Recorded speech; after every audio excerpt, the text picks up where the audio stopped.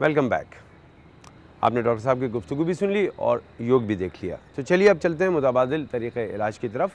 और आज की जो थेरेपी है वो आयुर्वेदिक अंदाज की है। मैं इसमें आपको बताऊंगा कि एक ख़ास तरीके से अगर हम एक ख़ास घास को उगाएं, जी हाँ घास को उगाएं, तो वो कैसे हमारे जिस्म को बेहतर कर सकती है।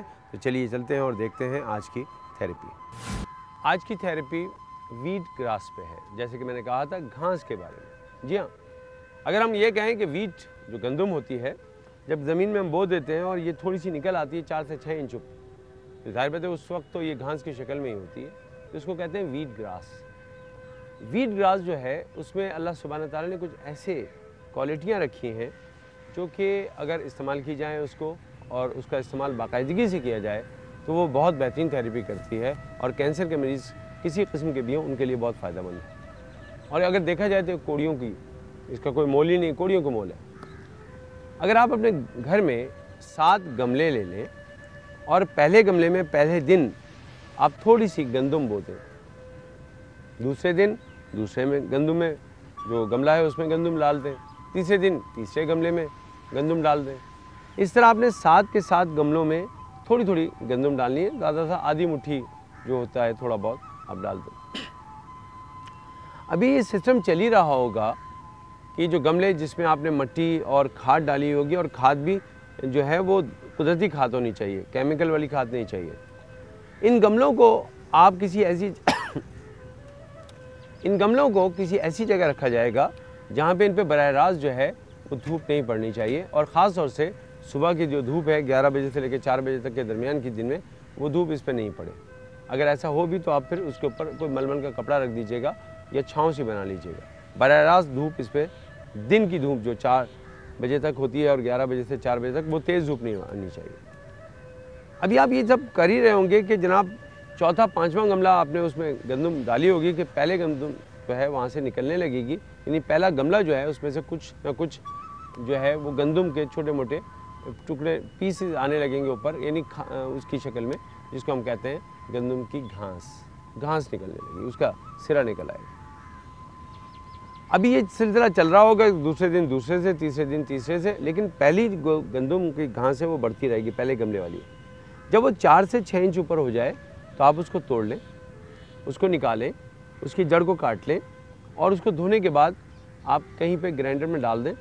सिर्फ पानी डालिएगा, कोई और चीज़ नहीं होनी चाहिए। हालांकि उसको ग्राइंड भी नहीं करना चाहिए, उसमें ऑक्सीजन ज़्यादा नहीं मिलानी हमने, लेकिन हमारे पास इसके अलावा कोई चारा नहीं है कि हम उस तरह उसको पीसें। तो आपने उसका जूस निकालना, वो जो घास आपने तोड़ी थी पहले दिन उसका आपने जूस निकाला, उसमें सिर्फ पानी मिलाया, और जैसे कि चाइना छोटी सी प्याली होती है, मैक्सिमम अगर आप उसको 5 से 6 या 7 घूंट पानी कहें वो पीना है, और वो पहला दिन आपका कवर हो गया। दूसरे दिन दूसरे गमले में निकल आएगी, लेकिन जो पहला गमला आपने इस्तेमाल किया है उसको साफ़ करके उसकी मिट्टी को और खाद को मिला के उसमें फिर आप गंदम डाल देंगे। तब आप दूसरे दिन दूसरे गमले के साथ यही करेंगे कि उसमें से घास का इस्तेमाल करेंगे और फिर उसमें भी गंदम के बीज डाल देंगे। ये सिलसिला कंटिन्यू अगर चलता रहेगा तो रोज़ाना आपके पास एक गमला तैयार होगा और उसमें से आप घास को इस्तेमाल करेंगे, उसका जूस पिएंगे और उसके अंदर जो रॉ जो उसके दाने हैं गंदम के वो डाल दीजिएगा बीज, ताकि उसमें गंदम निकल सके। इसको कहते हैं वीट ग्रास। इस सिलसिले में आपकी रहनुमाई के लिए मैं चाहूँगा कि आप नेट पे जाइएगा और वीट ग्रास लिखिएगा, उसके आपको 40 बेशुमार बेहतरीन फ़ायदे मिल जाएंगे, जिसको अगर आप देख लें, उस पर गौर कर लें तो आप हैरान हो जाएंगे कि लोग इसको ग्रीन ब्लड या सब्ज़ खून क्यों कहते हैं। ये खून के खलियों को सही करता है और खून की बीमारियों में बेइंतहा मुफीद है। दुनिया भर में इस अल्टरनेटिव थेरेपी को या इस आयुर्वेदिक थेरेपी को इस्तेमाल किया जाता है और इससे फ़ायदा उठाया जाता है। मैं चाहता हूँ, दिल से चाहता हूँ कि ये थेरेपी आप भी सीख लें। इसलिए नहीं कि खुदा न खास्ता कोई मसला है, इसलिए कि बच्चों जिनमें कमज़ोरी है, बुज़ुर्ग जो बहुत वीक हो चुके हैं, उनको भी इस्तेमाल करनी चाहिए और आपको भी वैसे ही इस्तेमाल कर लें। फिर देखिएगा आपका रंग कितना सुर्ख और सफ़ेद बेहतरीन हो जाता है, आपको तवानाई आएगी और आपने आपको बहुत बेहतर महसूस करेंगे। ये थी आज की थेरेपी।